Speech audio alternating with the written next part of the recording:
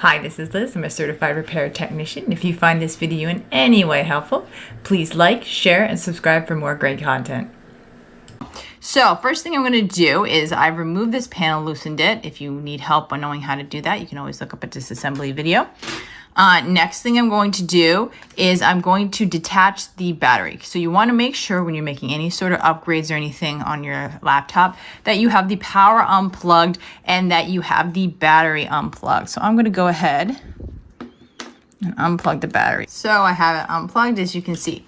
So here are my RAM ports. Now this is good to keep in mind. You may want to look up ahead of time the configuration of your laptop to see where the RAM is located. For me, it's very easy access, as you can see in this particular laptop.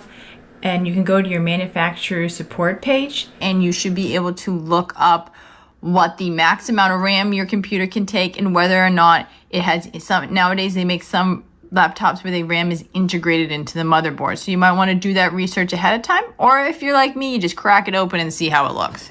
So I have it out here. And now how RAM works is you're going to take these two little arms and you're going to pull them out and then it will just pop open. Like so. Very easy. I'm going to do that with the other one. Also keep in mind that there is a max amount of RAM that can be upgraded to. I mentioned before, and for this one it's 64 gigabytes. So it has 16 right now. If the max was at 16, there would be no point in upgrading.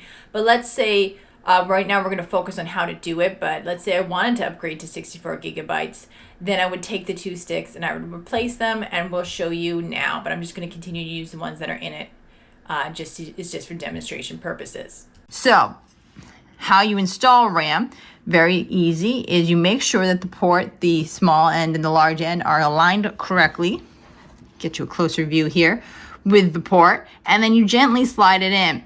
Now, once you get to the point where you can't push anymore, you gently want to make sure that it's in there all the way, because if RAM is loose, you will have a black screen or it will beep and it won't display. Also, keep in mind when you are putting new parts into, you do not touch other surrounding parts, because what can happen is the oils on your hand can cause problems and breakdown of your computer faster. So make sure that you only touch the edges of the RAM and that you don't handle anything you don't need to. So once I have it in there, I'm going to just gently push it until it clicks. As you can see, that was pretty easy. Now let's do it with the second stick.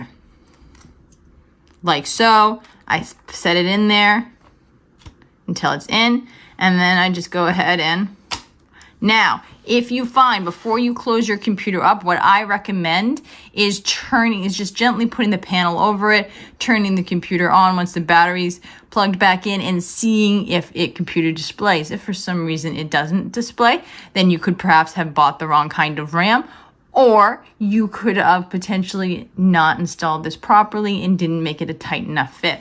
Now, what kind of RAM you need, an easy way to tell is you can see here it comes with the speed, right?